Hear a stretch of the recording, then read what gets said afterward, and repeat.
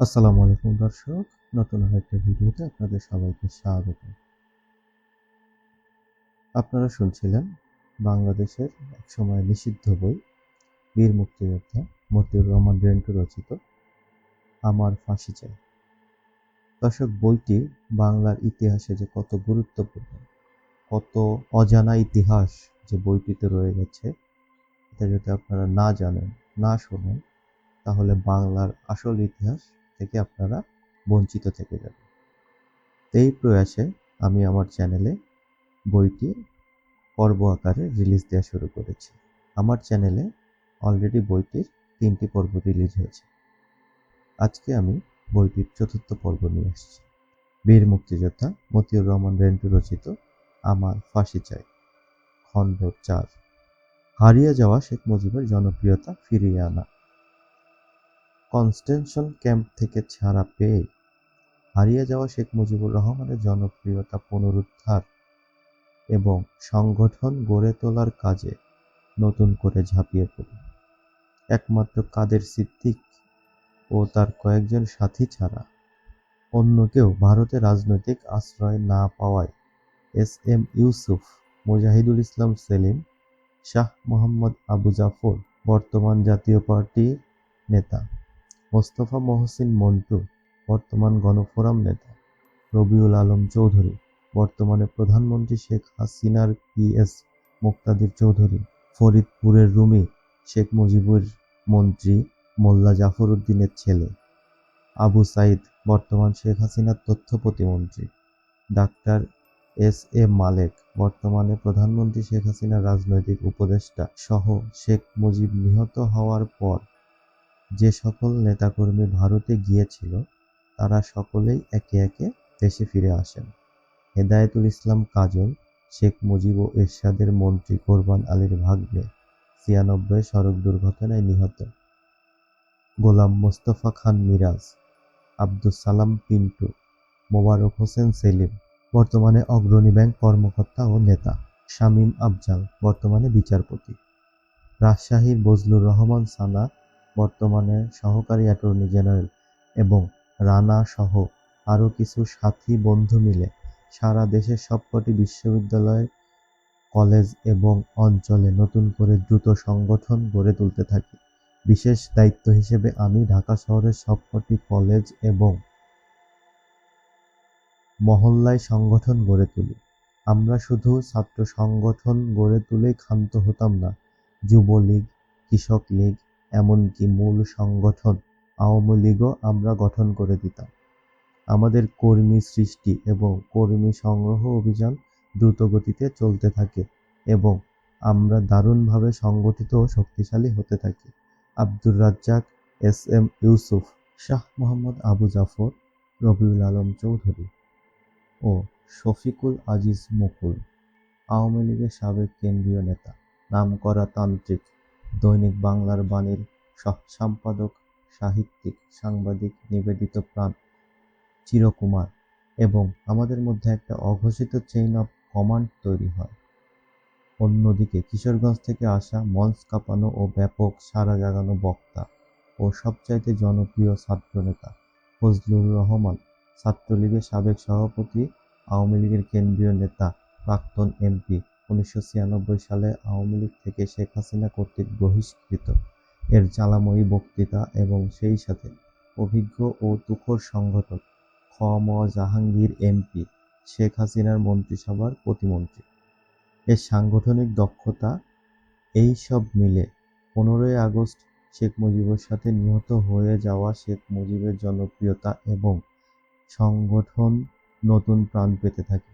প্রকাশ্যে ফজলু, জাহাঙ্গীরদের বক্তৃতা, বিবৃতি এবং আমাদের নীতি ও আদর্শের রাজনৈতিক প্রশিক্ষণ এবং কর্মী সৃষ্টি, এই দুই মিলে রাজনীতিতে এবং দেশে নতুন পোলারাইজেশন বা মেরুকরণ শুরু হয়।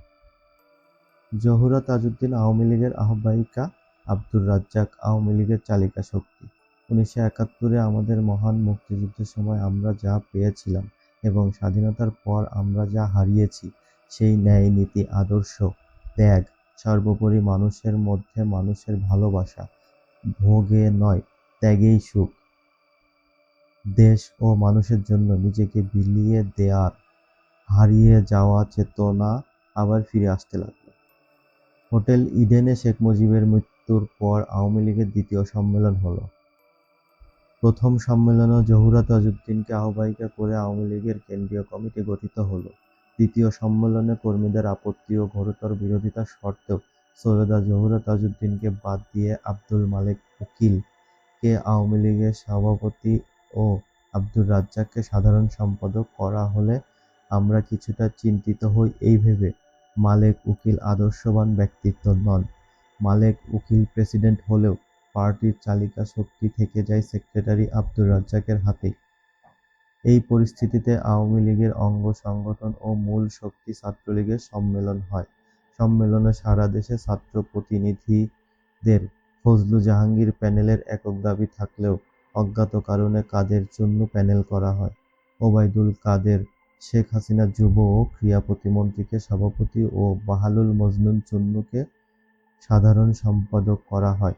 পরে জানা যায় মালেক রাজ্জাক নিজেদের মধ্যে ভাগাভাগি করে কাদের চুন্নু প্যানেল করে। এতে আমরা যারা আদর্শের জন্য নিবেদিত প্রাণ তারা খুবই মর্মাহত হল। বাহালুল মজনুন চুন্নু নিজ শ্রম ও ব্যক্তিগত আচার ব্যবহারে এরই মাধ্যমে নিজেকে সাধারণ সম্পাদক হিসেবে মানিয়ে নিতে পারলেও সভাপতি হিসেবে ওবায়দুল কাদের কখনোই নিজেকে প্রতিষ্ঠিত করতে পারা তো দূরে থাক, একজন সাধারণ ছাত্রনেতা হিসেবেও দাঁড়াতে পারেননি। ডাকসুর নির্বাচনে তিনবার প্রতিনিধিত্ব করে প্রতিবারই ভোট পেয়েছেন জামানত বাজেয়াপ্ত হওয়ার সামান্য কিছু ওপরে। কিন্তু বাহালুল মজনুন চুন্নু সাধারণ ছাত্র সমাজের কাছে একজন বিনয়ী কর্মঠ ছাত্রনেতা হিসেবে নিজেকে প্রমাণ করতে পেরেছেন। 1979 সালে মুক্তিযোদ্ধা রাষ্ট্রপতি জেনারেল জিয়াউর রহমান রাষ্ট্রপতি নির্বাচন দিলে আওয়ামী লীগ সরাসরি নিজ দলের প্রার্থী না দিয়ে গণতান্ত্রিক ঐক্য জোট গজ এর নামে মুক্তিযুদ্ধের প্রধান সেনাপতি আতাউল গনি ওসমানীকে মুক্তিযোদ্ধা রাষ্ট্রপতি জেনারেল জিয়াউর রহমানের বিপরীতে রাষ্ট্রপতি প্রার্থী করে। ওই নির্বাচনে মুক্তিযোদ্ধা জেনারেল জিয়াউর রহমান মূলত আওয়ামী লীগের প্রার্থী জেনারেল এম.এ.জি. ওসমানীকে বিপুল ভোটে পরাজিত করে জনগণের প্রত্যক্ষ ভোটে দেশের প্রথম রাষ্ট্রপতি নির্বাচিত হন। নির্বাচনের পরে জানা যায় আওয়ামী লীগের নেতৃত্ব ওই রাষ্ট্রপতি নির্বাচনকে জাতীয় ও আন্তর্জাতিক পর্যায়ে গুরুত্ব, অর্থবহ ও বৈধতা দেওয়ার জন্য মুক্তিযোদ্ধা রাষ্ট্রপতি জিয়াউর রহমানের সাথে গোপন শলা-পরামর্শ ও যোগসাজশের ভিত্তিতে মুক্তিযুদ্ধের প্রধান সেনাপতি জেনারেল আতাউল গনি ওসমানীকে রাষ্ট্রপতি প্রার্থী করেছিল। রাজনীতিতে শেখ হাসিনা। আওয়ামী লীগে মালেক উকিল ও ছাত্রলীগে ওবায়দুল কাদেরের মতো স্থূল, আপোসকামী ও অযোগ্য লোকের নেতৃত্বে আসায় নিবেদিত কর্মীদের মাঝে হতাশা ও তীব্র ক্ষোভ সৃষ্টি হয়।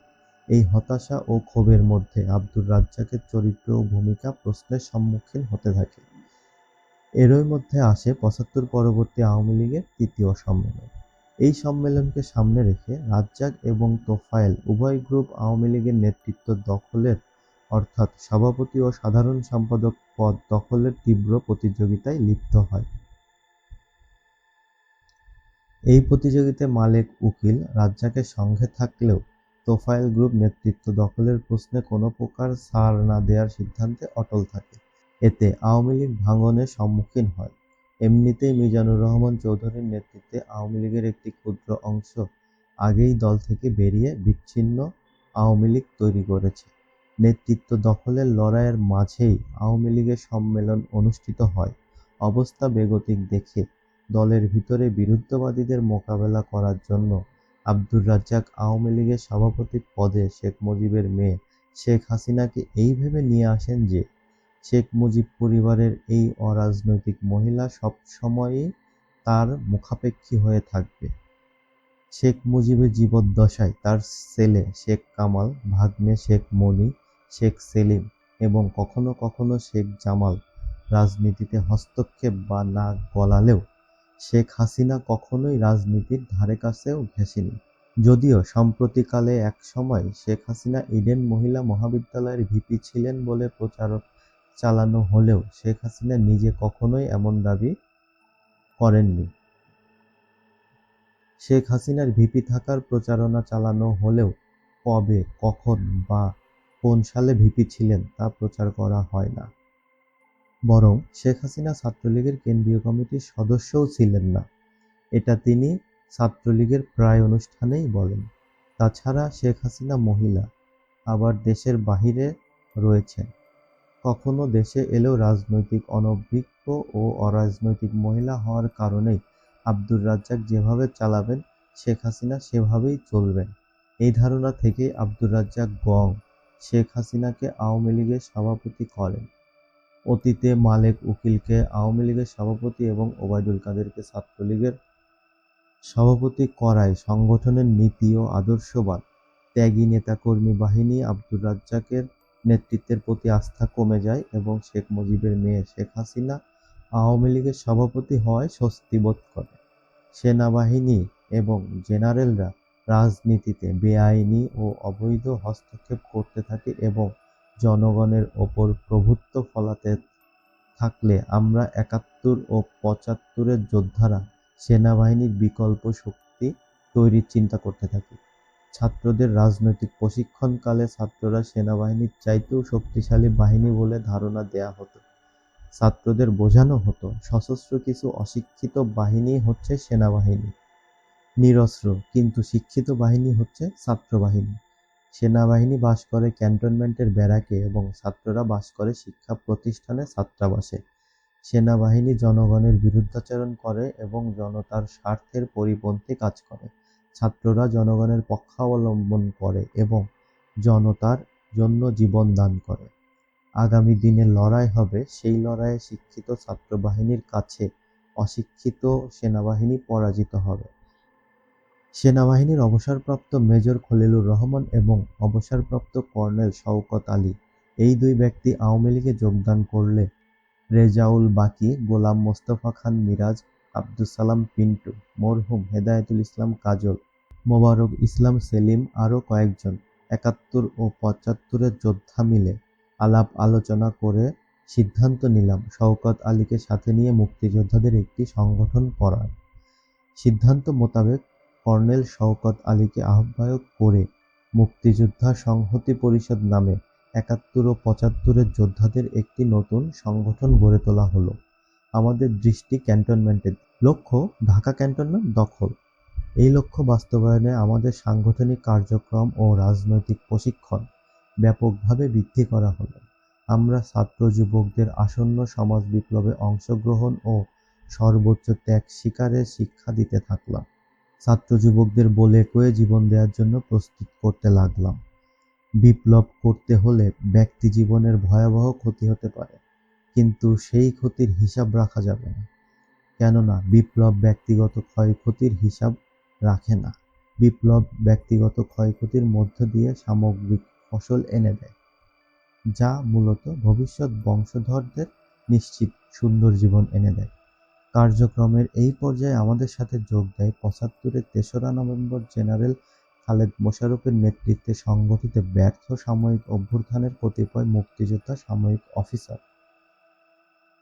যোগদানকারী সামরিক অফিসারদের মধ্যে উল্লেখযোগ্য হলেন লেফটেন্যান্ট কর্নেল AHM গাফফার বীর বিক্রম, ৭৫-এর ৩রা নভেম্বর ব্যর্থ অভ্যুত্থানের দায়ে সামরিক বাহিনী থেকে বরখাস্ত এবং পরবর্তী পর্যায়ে রাষ্ট্রপতি হোসেন মোহাম্মদ এরশাদের বাণিজ্য মন্ত্রী, মেজর নাসির, পত্রিকার কলাম লেখক ও বিশিষ্ট নাট্যশিল্পী লুৎফুন্নাহার লতার স্বামী এবং ক্যাপ্টেন হাফিজুল্লাহ। কর্নেল গাফফার সবসময় ইংরেজি রাজনৈতিক ক্লাস নিতেন। এক ক্লাসে তিনি শিখিয়েছিলেন, ভোগে শুধু সুখ আছে কিন্তু তৃপ্তি নেই, ত্যাগে সুখ এবং তৃপ্তি দুটোই আছে।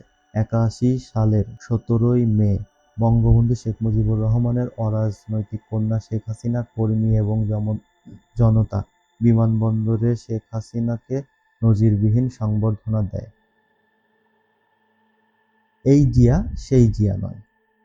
শেখ হাসিনা দেশে ফিরে আসার ৩-৪ দিন পরই তার সাথে আমাদের প্রথম বৈঠক হয়। এই বৈঠকে আলোচনার শুরুতেই শেখ হাসিনা ছাত্রনেতা ও মুক্তিযোদ্ধাদের বলেন, আজ থেকে প্রচার চালাতে হবে যে এই জিয়া সেই জিয়া নয়। অর্থাৎ বর্তমান মুক্তিযোদ্ধা রাষ্ট্রপতি জিয়াউর রহমান স্বাধীনতার ঘোষক মেজর জিয়াউর রহমান নন।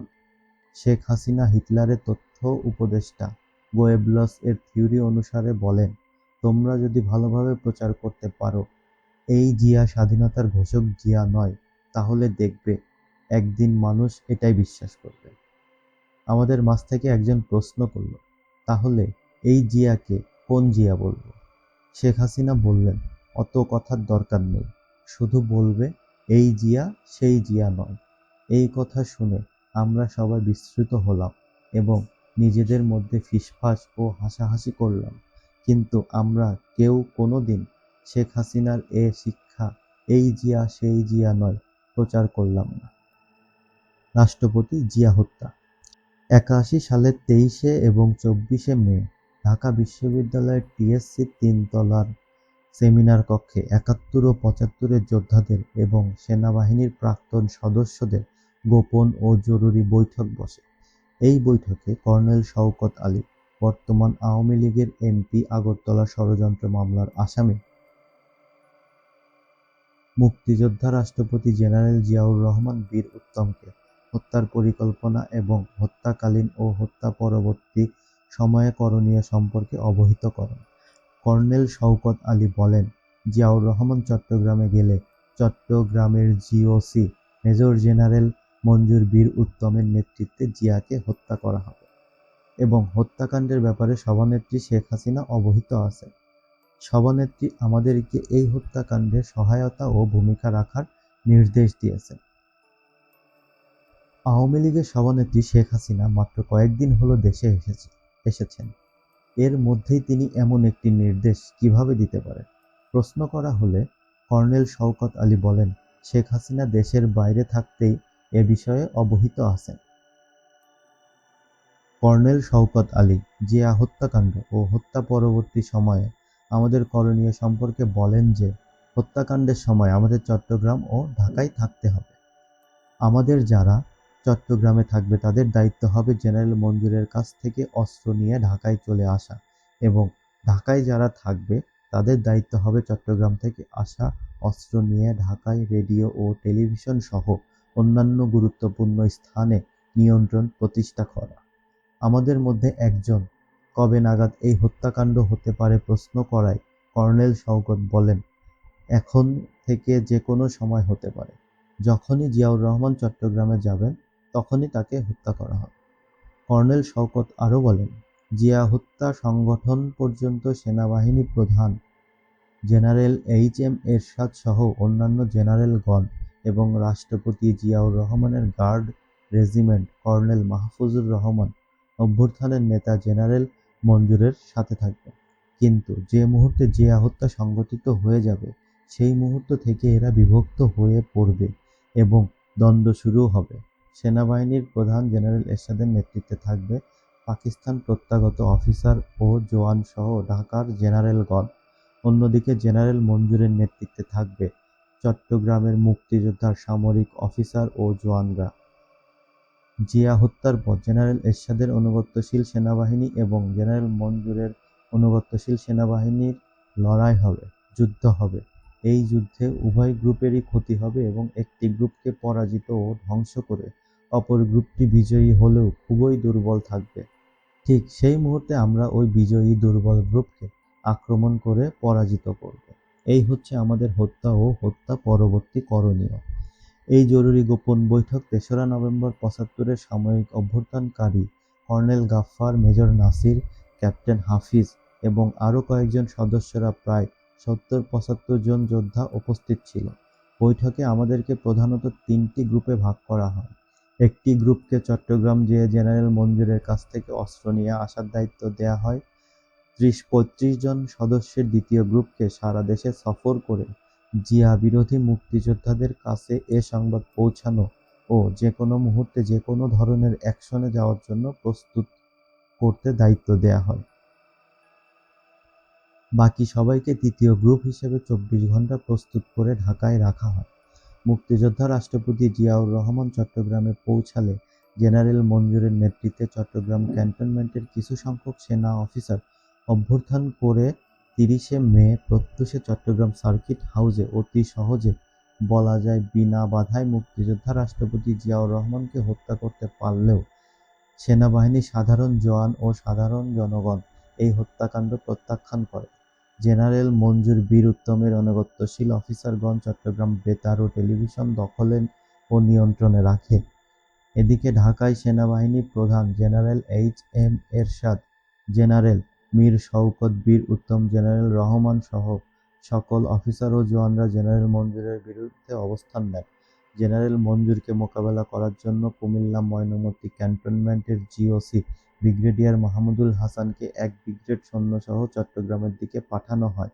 ব্রিগেডিয়ার মাহমুদুল হাসান চট্টগ্রাম সড়কের শুভপুর ব্রিজের ঢাকা পারে অবস্থান নেয় এবং শুভপুর ব্রিজের চট্টগ্রাম পারে ব্রিগেডিয়ার মাহমুদুল হাসানকে মোকাবেলা করার জন্য জেনারেল মঞ্জুরের প্রতি আনুগত্যশীল ক্যাপ্টেন দোস্ত মোহাম্মদ তার সৈন্যসহ অবস্থান নেন। অন্যদিকে ঢাকায় মুক্তিযোদ্ধা রাষ্ট্রপতি জিয়াউর রহমানের হত্যার প্রতিবাদ এবং জেনারেল মঞ্জুরের বিরুদ্ধে জনগণ ব্যাপক বিক্ষোভ মিছিল, মিটিং, সমাবেশ করলেও উপরাষ্ট্রপতি আব্দুস সাত্তার জিয়া হত্যার সংবাদ শোনামাত্র প্রাণভয়ে ঢাকা সম্মিলিত সামরিক হাসপাতালে রোগী সিরিয়াস, কারো সাথে দেখা হবে না বোর্ড লাগিয়ে ভর্তি হন। পরে জিয়াউর রহমানের প্রধানমন্ত্রী শাহ আজিজুর রহমান এবং যোগাযোগ মন্ত্রী আব্দুল আলীম সিএমএইচে গিয়ে উপরাষ্ট্রপতি সাত্তারকে বলেন, সেনাবাহিনী প্রধান এরশাদ বলেছেন আপনি এখন রাষ্ট্রপতি। প্রত্যুত্তরে উপরাষ্ট্রপতি সাত্তার বলেন, আগে সেনাবাহিনী প্রধান এরশাদকে আনেন। তারপর সেনাবাহিনী প্রধান জেনারেল এরশাদের পৃষ্ঠপোষকতায় উপরাষ্ট্রপতি সাত্তার অস্থায়ী রাষ্ট্রপতি হন। দৃশ্যত সেনাবাহিনী দুইভাবে বিভক্ত হয়ে শুভপুর ব্রিজে পরস্পরের মুখোমুখি অবস্থান নিলেও এবং ভাইয়ে ভাইয়ের রক্তপাত ও জীবননাশের আশঙ্কা সৃষ্টি হলেও কার্যত জেনারেল মঞ্জুর চট্টগ্রাম ক্যান্টনমেন্টের প্রকৃত নিয়ন্ত্রণ হারিয়ে ফেলেন। ফলে আমাদের অস্ত্র সরবরাহ দেয়ার কোনো প্রশ্নই ওঠে না। সেনাবাহিনীর সাধারণ সৈনিক জওয়ানরা মুক্তিযোদ্ধা রাষ্ট্রপতি জিয়াউর রহমানের হত্যা সমর্থন করে না এবং জিওসি জেনারেল মঞ্জুরের প্রতি আনুগত্য পরোক্ষভাবে অস্বীকার করে।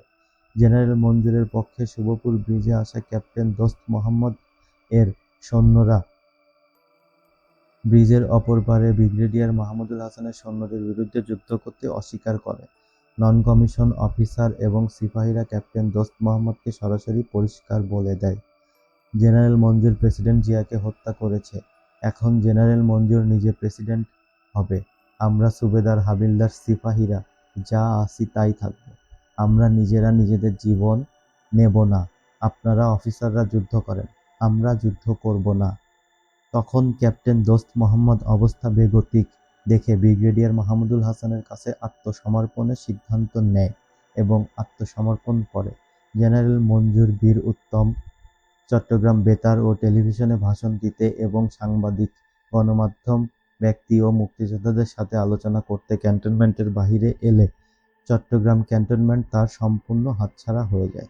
সেনাবাহিনীর বিশেষত নন কমিশনড এবং জওয়ানরা মুক্তিযোদ্ধা রাষ্ট্রপতি জিয়াউর রহমানের প্রতি এতই আনুগত্যশীল ছিল যে সুযোগ পাওয়া মাত্র মুহূর্তের মধ্যেই তারা জেনারেল মঞ্জুর বীর উত্তমের বিরুদ্ধে বিদ্রোহ করে।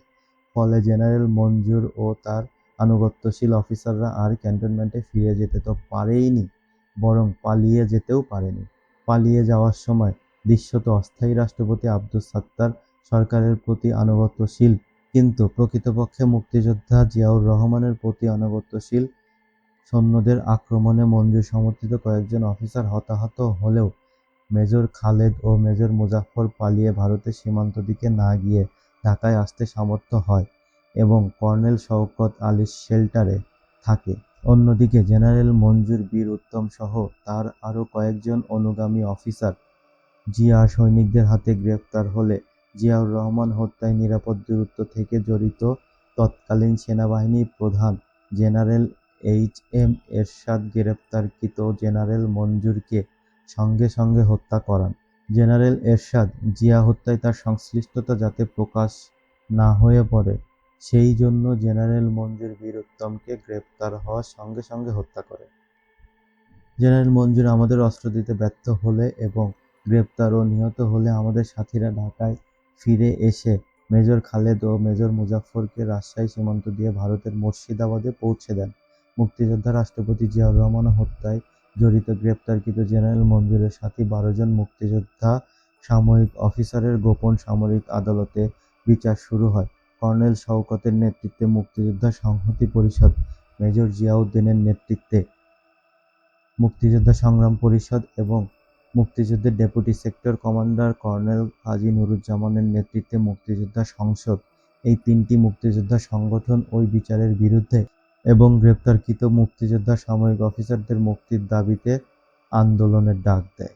উল্লেখিত 3টি মুক্তিযোদ্ধাদের সংগঠন ঢাকার বিক্ষোভ মিছিল, সমাবেশ ইত্যাদি কর্মসূচি চালিয়ে যেতে থাকে এবং এই সকল কর্মসূচিতে মুক্তিযোদ্ধাদের পক্ষের রাজনৈতিক দলসমূহের সমর্থন ও অংশগ্রহণের জন্য জোর প্রচেষ্টা চালাতে থাকে। কিন্তু একমাত্র আব্দুর রাজ্জাক ছাড়া অন্য কোনো রাজনৈতিক নেতাকে ওই সময় পাওয়া যায়নি। মুক্তিযোদ্ধা সামরিক অফিসারদের মুক্তির জন্য মুক্তিযোদ্ধাদের আন্দোলন সত্ত্বেও মুক্তিযোদ্ধা রাষ্ট্রপতি জিয়াউর রহমান হত্যার অভিযোগে সাময়িক আদালতে গোপন বিচারে 12 জন মুক্তিযোদ্ধা সামরিক অফিসারের ফাঁসিতে মৃত্যুদণ্ড কার্যকর হলো। এদিকে সেনাবাহিনীর প্রধান জেনারেল এইচ.এম. এরশাদ এর পৃষ্ঠপোষকতায় অস্থায়ী রাষ্ট্রপতি আব্দুস সাত্তার নতুন রাষ্ট্রপতি নির্বাচনের ঘোষণা করেন এবং তিনি নিজে প্রার্থী হন। আওয়ামী লীগের পক্ষ থেকে শেখ হাসিনা অস্থায়ী রাষ্ট্রপতি বিচারপতি আব্দুস সাত্তারের বিপরীতে ডক্টর কামাল হোসেনকে রাষ্ট্রপতি প্রার্থী করে নির্বাচনে অংশগ্রহণ করেও নির্বাচনের তারিখ পিছানোর দাবি করতে থাকে। কিন্তু সেনাবাহিনী প্রধান এরশাদ সমর্থিত বিচারপতি সাত্তার সরকার আওয়ামী লীগের নির্বাচন পিছানোর দাবি অগ্রাহ্য করে।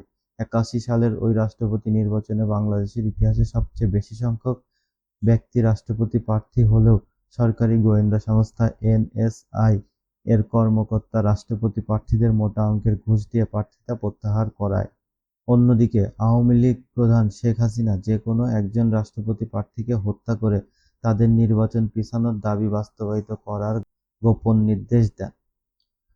উল্লেখ্য, এক প্রার্থী খুন হলে নির্বাচনের আইন অনুযায়ী ওই নির্বাচন 3 মাসের জন্য স্থগিত হয়ে যাবে। প্রার্থী হত্যায় শেখ হাসিনার গোপন নির্দেশ বাস্তবায়িত না হয় এবং সাত্তার সরকার আওয়ামী লীগের নির্বাচন পেছানোর দাবি মেনে না নেয় নির্দিষ্ট সময়ে রাষ্ট্রপতি নির্বাচন হয় এবং সেই নির্বাচনে সেনাবাহিনী সমর্থিত বিএনপির প্রার্থী বৃদ্ধ বিচারপতি আব্দুস সাত্তার বিপুল ভোটের ব্যবধানে আওয়ামী লীগ প্রার্থী ডক্টর কামাল হোসেনকে পরাজিত করে রাষ্ট্রপতি নির্বাচিত হন। বিচারপতি সাত্তার রাষ্ট্রপতি হলেও মূলত ক্ষমতা থেকে যায় সেনাবাহিনী প্রধান জেনারেল এরশাদের হাতে। জেনারেল এরশাদ যখন যেভাবে খুশি সেভাবেই রাষ্ট্রপতি সাত্তারকে পরিচালনা করতে থাকে।